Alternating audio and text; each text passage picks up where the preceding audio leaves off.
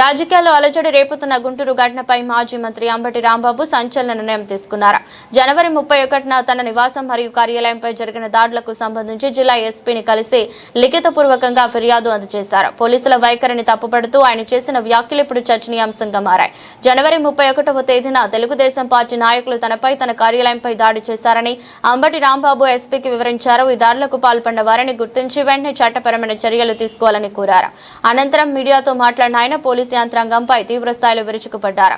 Police వ్యవస్థపై ఉన్న నమ్మకంతోనే ఎస్పీకి ఫిర్యాదు చేశానని, ఒకవేళ జిల్లా పోలీసు యంత్రాంగం నుంచి న్యాయం జరగకపోతే న్యాయస్థానంపై గౌరవంతో తాను హైకోర్టును ఆశ్రయిస్తానని హెచ్చరించారు. ఈ ఫిర్యాదుతో గుంటూరు జిల్లాలో రాజకీయ వాతావరణం మరింత వేడెక్కింది.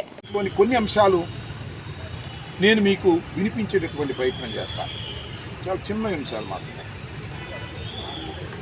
In view of the seriousness of the offence committed, I must respectfully request you to register an FIR forthwith for all applicable cognizable offences.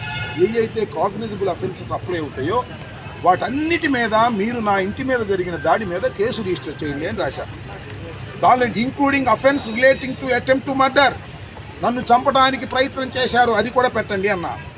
Unlawful assembly, writing with deadly weapons, criminal trespass, wrongful confinement, criminal intimidation and mischief causing damage to property. నా ప్రాపర్టీని damage చేశారు, కార్లు పగలగొట్టారు, నా మిత్రుల కార్లు పగలగొట్టారు, ఇల్లు పగలగొట్టారు, office పగలగొట్టారు, furniture పగలగొట్టారు.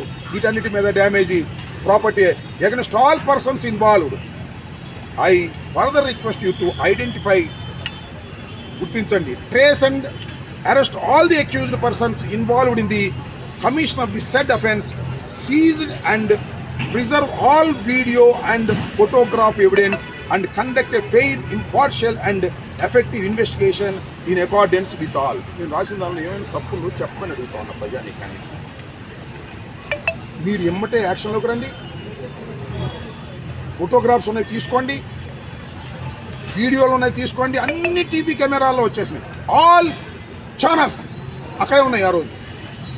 వాటిలో తీసుకోండి అంటే ఇదివరకు ఈ సింపుల్ సెక్షన్స్తో కేసు బుక్ చేసి వాళ్ళని బయటికి పంపించేశారు.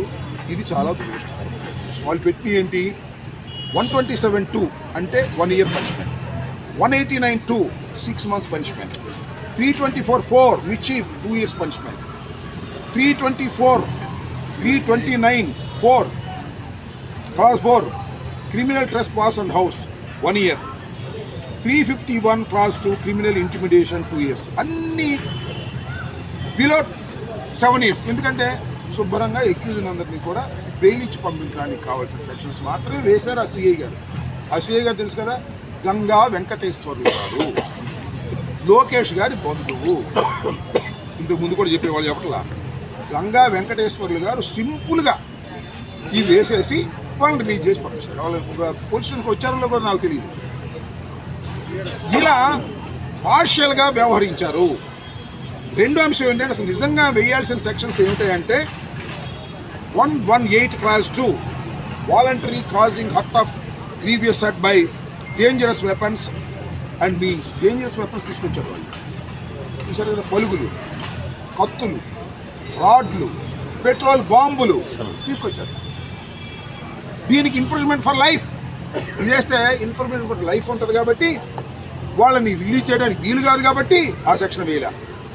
ఇంకోటి 109 అటెంప్ట్ టు మర్డర్, నన్ను చంపడానికి ప్రయత్నం చేశారు, నా పిల్లల్ని చంపడానికి ప్రయత్నం చేశారు, ఇదేమంటే ఇది 10 years. దీని ఇలా 192 wantedly giving provocation with intent to cause rights in writing B committed if not committed. ఇది కూడా 1 year. ఇది పెద్ద ప్రాబ్లం. ఈ రెండు సెక్షన్స్ వెయ్యవలసినటువంటి సెక్షన్స్ వెయ్యకోకుండా ముద్దాయిలకు అనుకూలంగా ఉండే విధంగా గంగా వెంకటేశ్వర్లు అనేటువంటి ఒక సిఐ లోకేష్ బంధువు ప్రవర్తించినటువంటి పరిస్థితిని మేము ఎంక్వైరీ చేయడం జరిగింది. అదే విషయాన్ని సూపరింటెండెంట్ ఆఫ్ పోలీస్కి చెప్పడం జరిగింది. మేము ఫైనల్గా కోరింది ఏంటంటే, ఈ గంగా వెంకటేశ్వర్లు అనే వ్యక్తి ఎక్యూజ్డ్తో కొల్యూడ్ అయిపోయాడు కాబట్టి ఒక సుపీరియర్ ఆఫీసర్తో లేదా ఒక సిట్తో విచారణ జరిపించి దీనిలో న్యాయం చేయండి అని ఈ మొదటి రిప్రజెంటేషన్ మేము ఇవ్వటం జరిగింది అని ఈ సందర్భంగా చెప్పదలుచుకుని ఏం యాక్షన్ తీసుకుంటారో నేను తర్వాత చూస్తాను.